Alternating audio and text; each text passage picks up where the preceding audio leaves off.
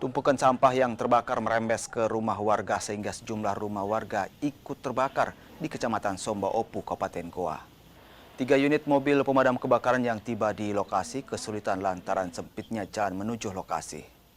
Api akhirnya dapat dipadamkan sebelum membesar dan membakar sejumlah rumah warga.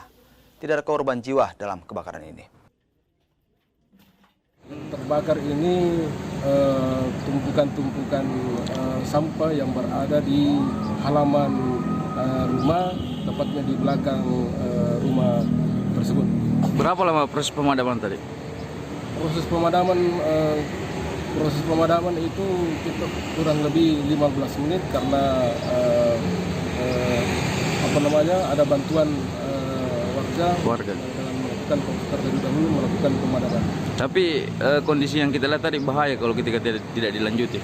Ya, kalau kita tidak tidak lanjuti laporan tersebut itu bisa membakar